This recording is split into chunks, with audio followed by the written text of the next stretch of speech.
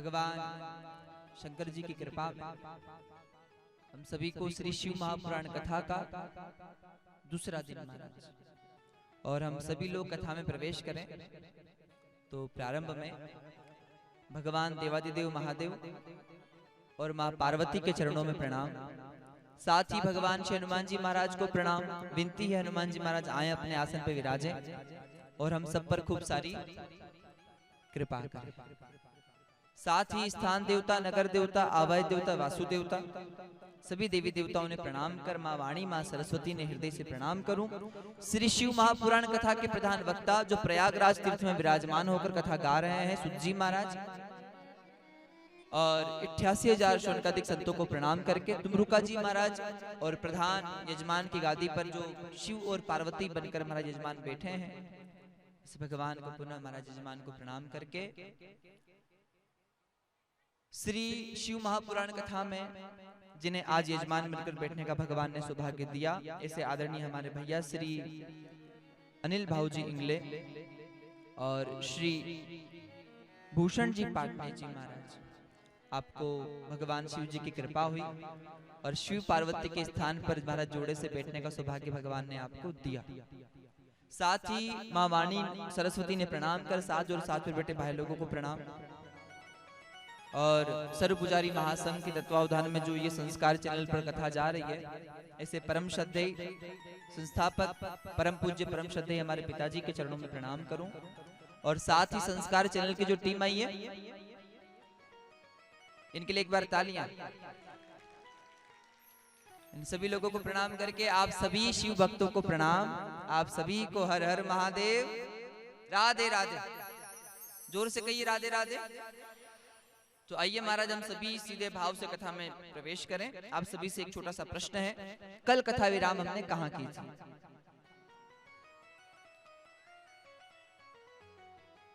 एक घड़ी आदि के पुनी 8, तुलसी संगति साधु की हरे कोटि अपराध। महाराज शिव जी की कृपा से सत्संग मिल जाना महाराज, शिव जी ही कहते हैं ना। हमारे अवंतिका धाम में उज्जैन में एक महादेव 84 महादेव हैं, और आप सभी को विदित भी होगा, आप लोगों ने शायद दर्शन भी किए होंगे। और सुंदर सा महाराज 84 महादेव में एक स्थान है दुर्देश्वर महादेव, जो 84 महादेव में सबसे महाराज जैथल में जिनका स्थान माना जाता है महाकाल वन में।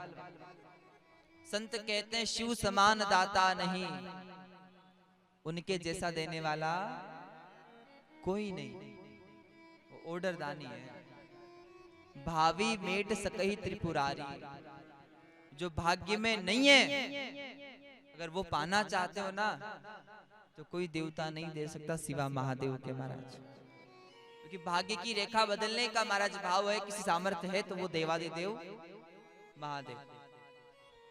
तो संत कहते हैं, कहो एक बार हर हर महादेव। अवंतिका धाम उज्जैन दुर्देश्वर महादेव, इनकी महिमा एक समय कथा हो रही थी काशी में, और काशी में पंडित जी कह रहे थे उज्जैन में दुर्देश्वर महादेव है, वहां पर उनके निकट में एक नदी बहती है जिस नदी का नाम है दुर्देश्वरी नदी। कौन सी नदी? और वो दुर्देश्वरी नदी जो है उसमें दूध बहता है, जल नहीं बहता, ऐसा पंडित जी कह रहे हैं। जो सुनने वाले थे ना महाराज, लोगों को भरोसा होता नहीं है ना सीधे, अरे वो पंडित जी कथा गा रहे हो, आप कथा कह रहे हो, ऐसी कौन सी नदी जहां दूध बहता है? तो वो पंडित जी कह रहे भैया जो शास्त्रों में लिखा है वो मैं एक सुना रहा हूं, और शास्त्र में लिखा है तो सही लिखा होगा। उज्जैन में नदी बह रही है जिस नदी का नाम है दुर्देश्वरी नदी, आगे चलकर वो शिप्रा मैया में मिल जाती है।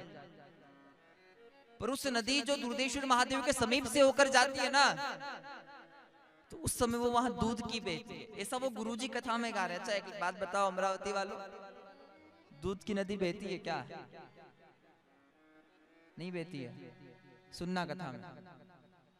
अब एक व्यक्ति कह रहा है पंडित जी आप कथा कह रहे हो, बात सब ठीक है, पर ये बात समझ में नहीं आ रही, क्योंकि दूध की नदी तो बह नहीं सकती, तो बोले हम तो प्रैक्टिकल करना महाराज, परीक्षा करना चाहते हैं। तो पंडित जी ने कहा ठीक है चले जाओ अवंतिका धाम, देखकर आ जाओ, शास्त्र में लिखा है जो हमने सुना दिया। अब जैसे ही पंडित जी ने कहा तो वहां से कुछ लोग एकत्रित हुए और कुछ लोग महाराज काशी से चलकर उज्जैन आए, और उज्जैन में आकर महाराज 84 महादेव में दुर्देश्वर महादेव को ढूंढा। और दुर्देश्वर महादेव महाकाल वन में महाकाल भगवान महाराज अवंतिका धाम में चारों कोनों में 4 महादेव का मुख्य स्थान माना जाता है, और वहीं एक कोण में श्री दुर्देश्वर महादेव विराजमान है। अब वहां वो लोग गए, वहां जाकर भगवान के दर्शन किए। नदी बह रही थी, तो सादी नदी बह रही है। क्या बह रहा है? जल बह रहा है। अब जैसे ही जल बह रहा तो वो लोग क्या करे, वो पंडित जी तो कथा में कह रहे दूध बहता है, यहाँ तो पानी बह रहा है, जल बह रहा है।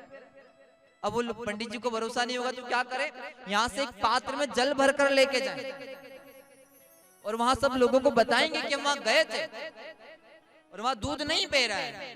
क्या बह रहा है? और बहुत ध्यान से सुनना, उन लोगों ने वहां दुर्देश्वर महादेव के दर्शन किए, अपने पात्र जो था महाराज उसमें जल भरा और वहां से पैदल चलकर गए वापस काशी। पंडित जी कथा गा रहे थे।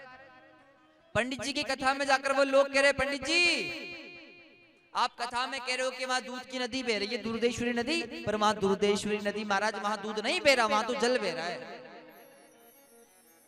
तो पंडित जी कह रहे जल लाए हो क्या साहब? बोले हाँ लाए हैं ना। कहाँ है? बोले ये हमारे पात्र में। तो सामने पंडित जी ने महादेव को बिठा रखा था। तो पंडित जी ने कहा वो जल जो लाए हो वो महादेव को चढ़ा दो। और जैसे ही वो पात्र महाराज जिस पात्र में जल लाए हैं वो जल जब महादेव के ऊपर चढ़ाने लगे तो भरकर तो जल ही लाए थे, एक विश्वास ही था कि वो जल भी दूध बनकर महादेव के ऊपर चढ़ने लगा। महाराज बातें विश्वास की, भरोसे की। श्रद्धावान लभते ज्ञान, इसके मन में श्रद्धा ही नहीं है, विश्वास ही नहीं है, अरे भगवान है क्यों जी जल चढ़ावा आया मंदिर में, काम खत्म कर दिया? नहीं, भाव होना चाहिए महाराज। कई होना चाहिए भाव नहीं तो कई भगवान।